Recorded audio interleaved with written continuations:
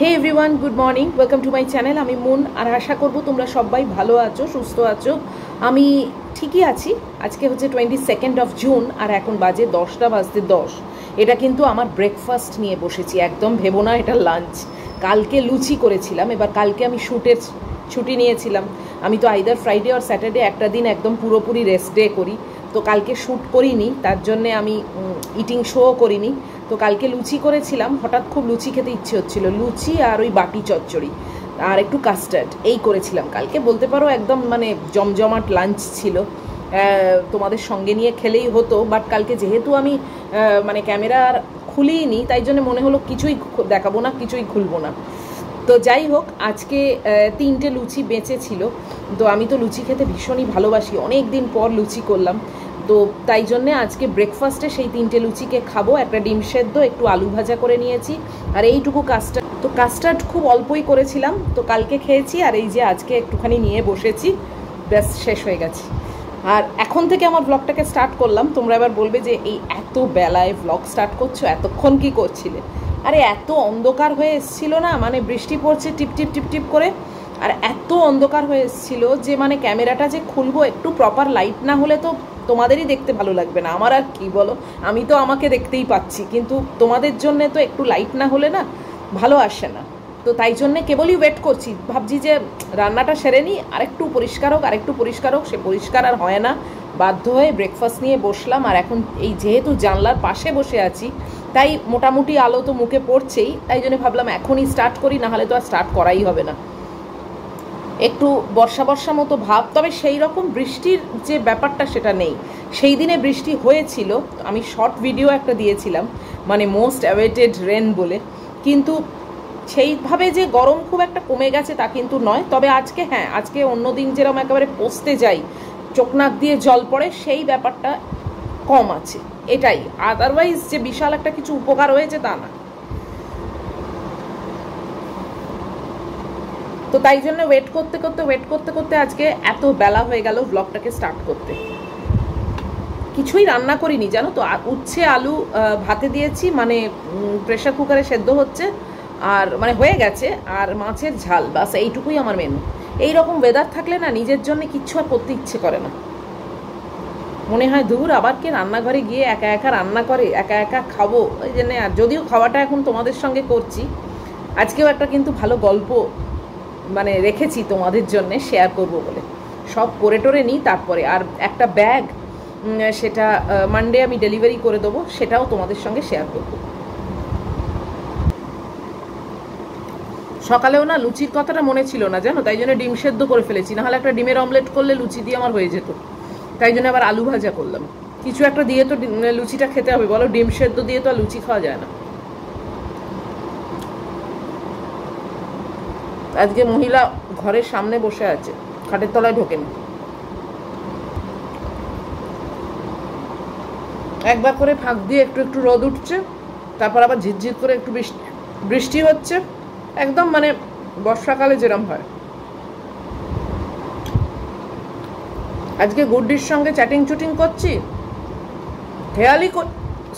খেয়ালই করিনি জানো, তারপরে দেখছি বৃষ্টি হচ্ছে, আর আমার রডেতে জামা কাপড়, ছুটে গেছি গিয়ে সেগুলোকে তুললাম। বর্ষাকালে না কাপড় জামা নিয়ে এই একটা ঝামেলা আছে। অবশ্য সব দিক চাইলে কি আর হয় বলো, গরম থেকে স্বস্তিও চাইবো, আবার বৃষ্টিতে যেন জামা কাপড় ভিজে না যায় সেটাও চাইবো। আমাদের আর কিছুতেই সন্তুষ্টি মানে আসে না।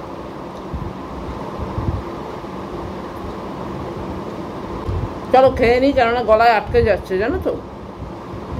খেয়ে চান টান করে গল্পটাও শোনাবো তোমাদের, ব্যাগটাও দেখাবো, আর একটা ব্যাগও আজকে কালকের মধ্যে শেষ হয়ে যাবে, সেটাও দেখাবো। আর পুজোর অর্ডার আমি নেওয়া কিন্তু শুরু করে দিয়েছি অলরেডি, পুজোর অর্ডার দেওয়াও শুরু হয়ে গেছে। একটা শাড়ি আসছে দিল্লি থেকে, পুজোর অর্ডার, তো তোমরাও কিন্তু পুজোর অর্ডার দিতে থেকো। বেশি দেরি করলে আমি কিন্তু মেকআপ দিয়ে উঠতে পারবো না, কেননা বিশেষ করে শাড়ি করতে বেশ টাইমই একটু লাগে, তো বলো ভালো করে পুরো শাড়িটা করতে, অত বড় শাড়ি 12 হাত শাড়ি একটা করার চারটিখানি কথা না। তো যে যত অ্যাডভান্সে দেবে তার তত তাড়াতাড়ি শেষ করে আমি দিয়ে দেবো, তারপর তোমরা পরে পড়বে, কিন্তু কাজটা এগিয়ে যাবে, এই আর কি। পুজোর জন্য শাড়ি, কুর্তি, ছেলেদের কুর্তা, এগুলো কিন্তু অর্ডার নিচ্ছি, তোমরা কিন্তু দিতে পারো। আর পুজো অফার বলে একটাই থাকছে যে শিপিং অ্যান্ড হ্যান্ডলিং চার্জটা তোমাদের দিতে হবে না, ওটা আমার তরফ থেকে যাবে, যে যেখানেই থাকো না কেন। তো এটা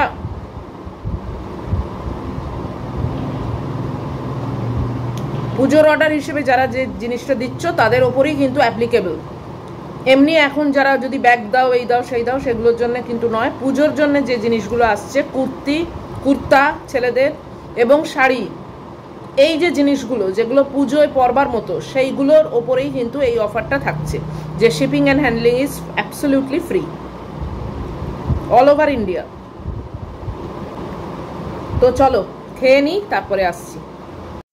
এই যে আমার মেয়েকে আজকে দেখানো হয়নি, এই দেখো কি করবে বুঝে উঠতে পারছে না, কি জায়গায় ঘুরে ঘুরে বেড়াচ্ছে। এই বসলো এখন। বাইরে সমানে টিপটিপ করে বৃষ্টি পড়ছে, আর এখন বাজে 11টা বাজতে 5। ওই যে ঘড়ি রয়েছে পেছনে। আর আমার তো দেখতেই পাচ্ছ চান টান হয়ে গেছে, আমি একদম ফ্রেশ। তোমাদেরকে ব্যাগটা দেখিয়ে আমি বসবো ফ্যাব্রিক করতে এবং তোমাদের গল্পটাও শোনাবো। আর গল্পটা আজকে একটু বড়, জানো তো, আমি ইউজুয়ালি এত বড় গল্প মানে শেয়ার করতে চাই না, কেননা মানে ব্লগের অনেকটা পোর্শনই গল্প থাকবে। তবে আজকে আর কিছু দেখানোর নেই, তো তাই জন্য এই ভাবলাম যে ঠিক আছে চলো গল্পটাই বলি। আর এই ব্যাগটা তোমাদের সঙ্গে শেয়ার করি। যে ব্যাগটা করতে দিয়েছিল সে আউলি চেয়েছিল, তাই জন্য এক্সক্লুসিভলি আউলি করেছি। এই যে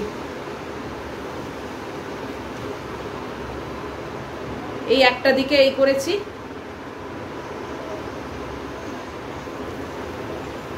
আর অন্য দিকটা এই যে।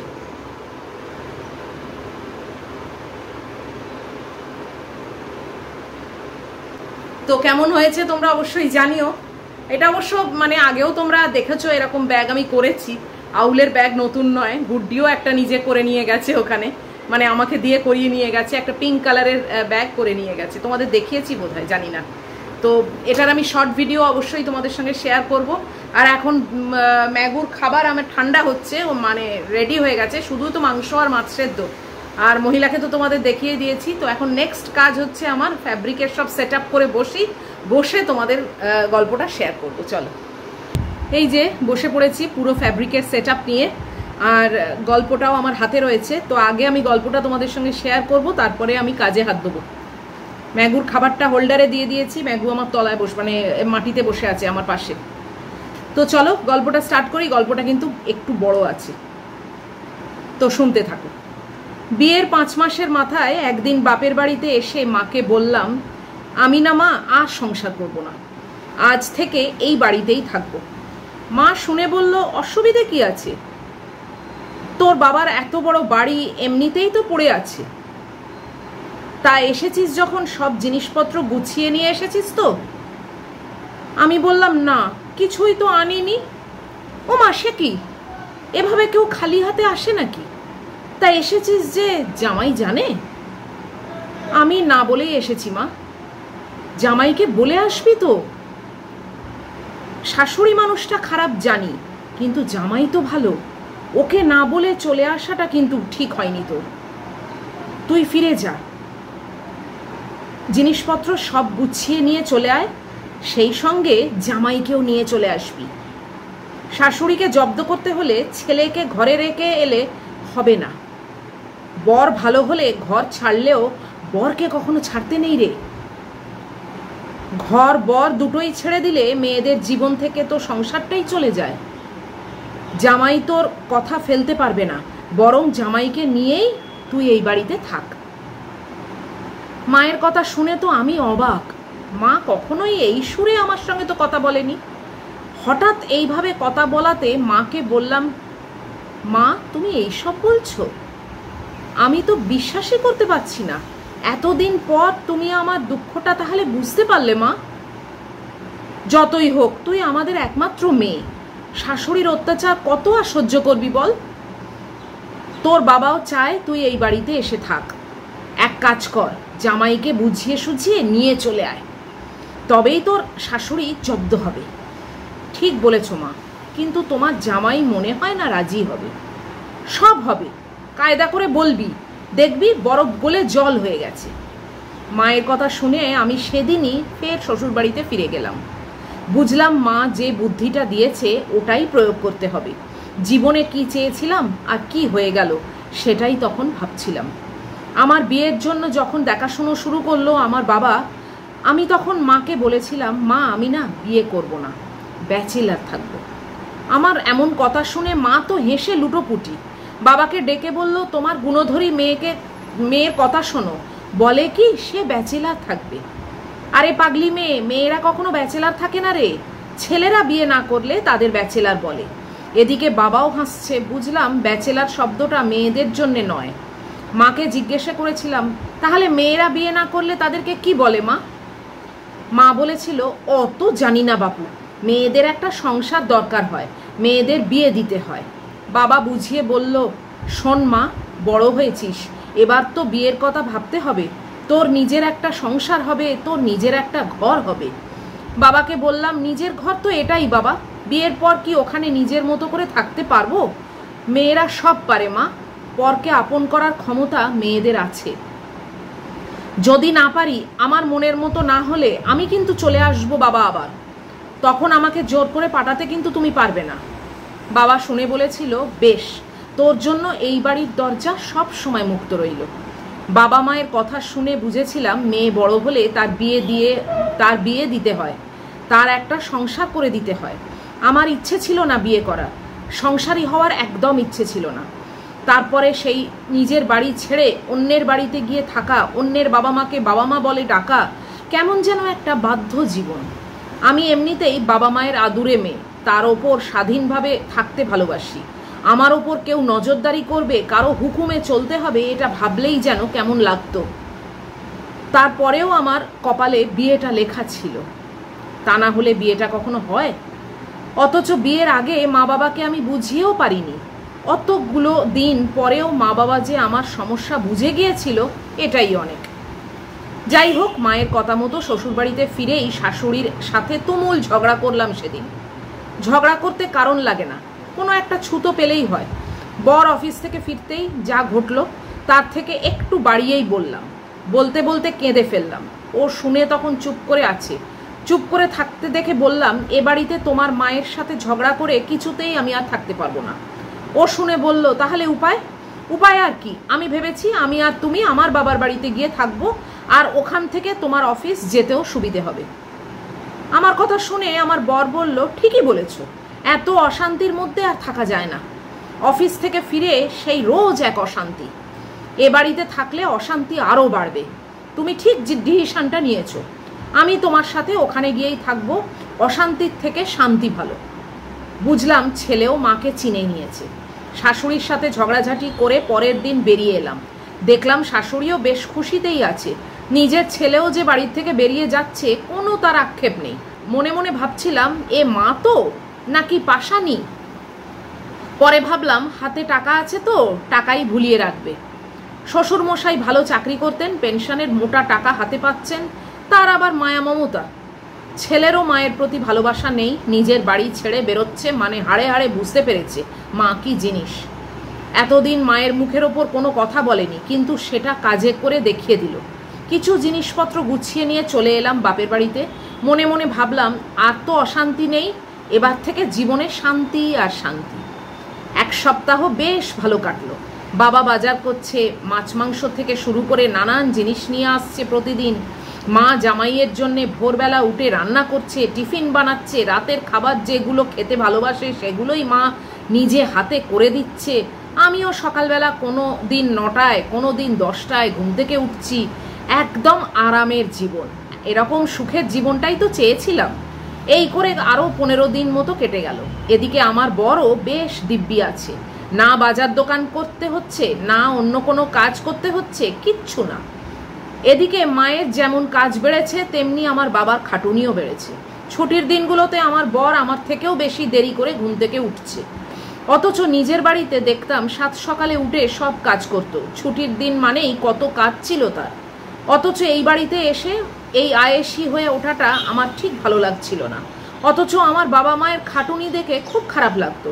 রবিবারের একদিন সকালে প্রচণ্ড চিৎকারে আমার ঘুম ভাঙলো। নিচে নেমে গিয়ে দেখি আমার বাবার সাথে বরের কথা কাটাকাটি চলছে। আমার বর দেখি বাবাকে ভীষণ উল্টোপাল্টা কথা বলে অপমান করছে। দেখে তো আমার ভীষণ খারাপ লাগলো। বরকে বললাম, তুমি মানুষ না অমানুষ? দেখতে পাচ্ছ একজন বয়স্ক মানুষ, তুমি এইভাবে বলছো, তোমার লজ্জা করে না? আমার বর বলল, তোমার তো বলার কোনো অধিকার নেই এখানে। তুমি যখন আমার মায়ের সাথে এই রকম খারাপ কথা বলতে, আমি তো তোমাকে কখনো কিচ্ছু বলিনি। পরে তোমাকে শান্ত মেজাজে বুঝিয়েছি, তুমি কিন্তু আমার কথা বোঝোনি। তাহলে আমাকে তুমি বোঝাতে আসছো কেন? আজ যদি এইটুকুতে তোমার খারাপ লাগে, তাহলে ওই 4-5 মাস ধরে আমার মাকে কত খারাপ কথা বলেছো ভাবো তো একবার, আমার কতটা খারাপ লেগেছিল তখন। আমি তো তোমার সাথে খারাপ ব্যবহার করিনি কখনো, তাই আজ তুমিও এভাবে আমাকে বলতে পারো না। এই ব্যাপারটার পর থেকে দেখলাম বাবা মায়ের মধ্যে প্রায়ই ঝামেলা হয়ে যাচ্ছে। মায়ের বয়স বাড়ছে, সকাল সকাল উঠে রান্না করাটাও মায়ের জন্যে খুব কষ্টকর হয়ে যাচ্ছে। নিজেরই খারাপ লাগছিল বেশ। ভাবলাম আমিও সকাল সকাল উঠে মায়ের হাতে হাতে আমিও কাজটা করে দেব। কদিন করার চেষ্টা করলাম, দেখলাম আমার কাজ মায়ের ঠিক পছন্দও হচ্ছে না। মা কথায় কথায় বলতে লাগলো, আমার সংসারের কাজকর্ম আমি যতটা ভালো বুঝি তুই অতটা বুঝবি না। গভীরভাবে ভাবলাম, এ সংসারটা তো আমার মায়ের, আমার তো নয়। মাকে কিছু বললাম না আর। ভুল বুঝতে পারলাম, নিজের মা যদি তার সংসারটা ছেড়ে না দেয়, শাশুড়ি বা সহজে তার নিজের সংসার কেন ছেড়ে দেবে? সংসারের দায়িত্ব পেতে গেলে শাশুড়ির কাছ থেকে পাওয়াটাই পরম্পরা।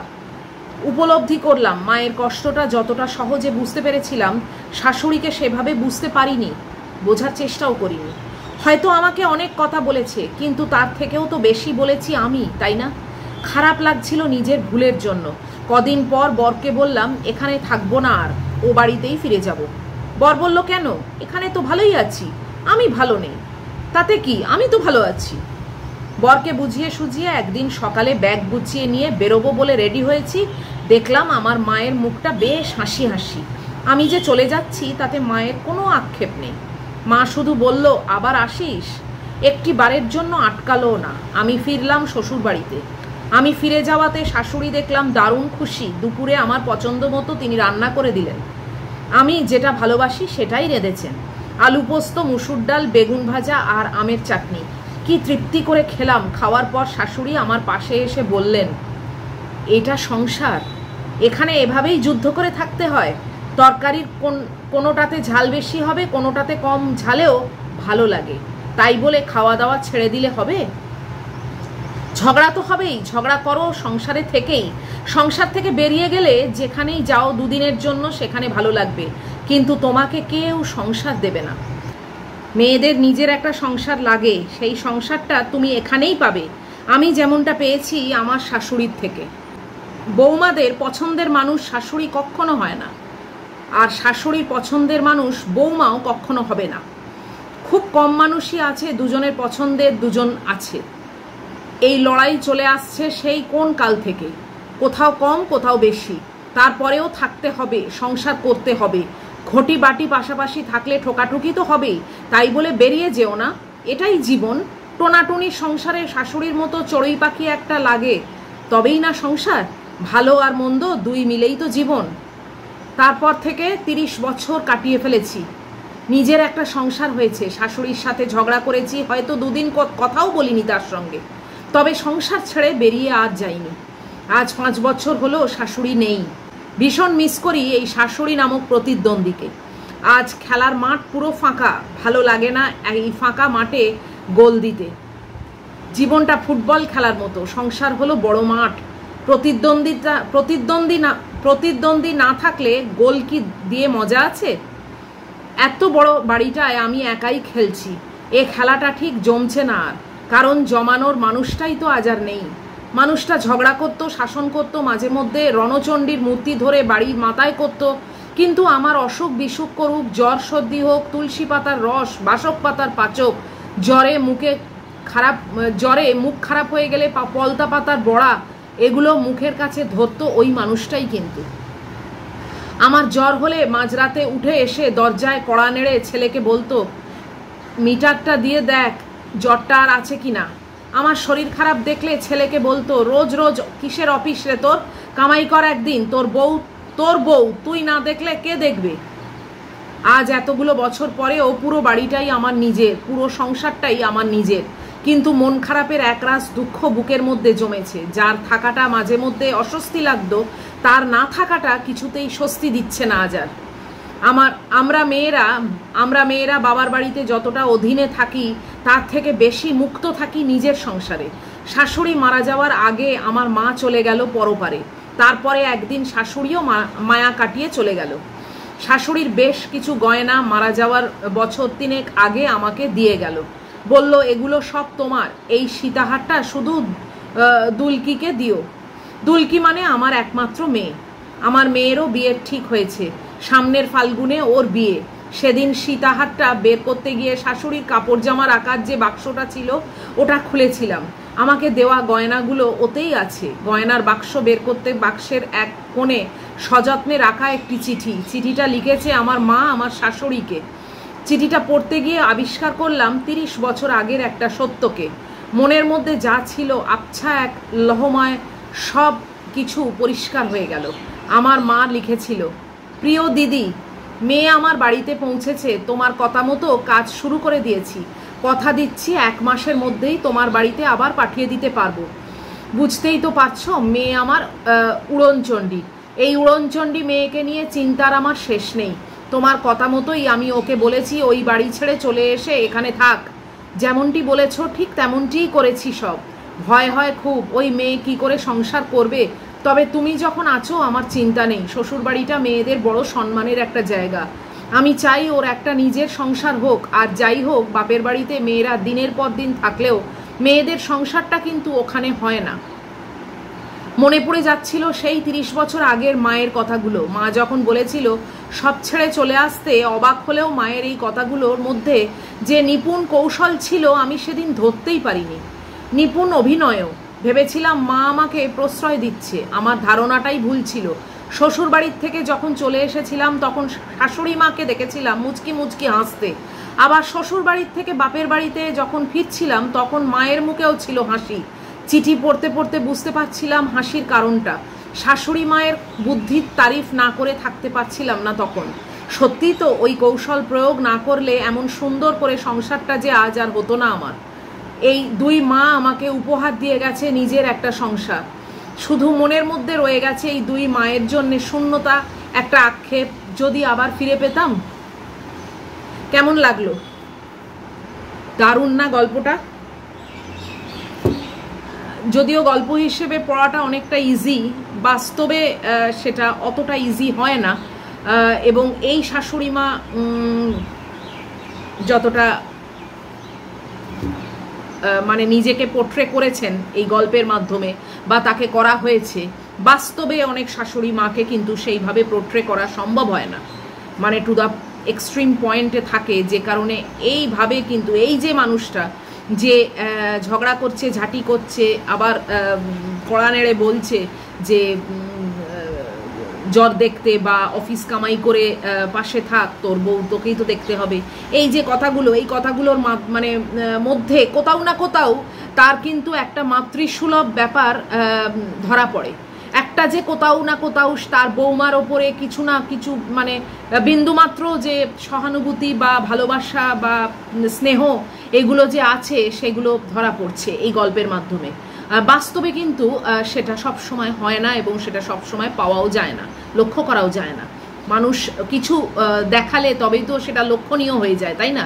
আমি যে একটা কিছু দেখে মানে আমি যে একটা কিছু লক্ষ্য করব সেটা সে দেখালে তবেই তো, না দেখালে তো সেটা লক্ষণীয় নয়। কারুর পেটের ভেতর বা কারুর শরীরের ভেতর তো আমরা কেউ ঢুকি না।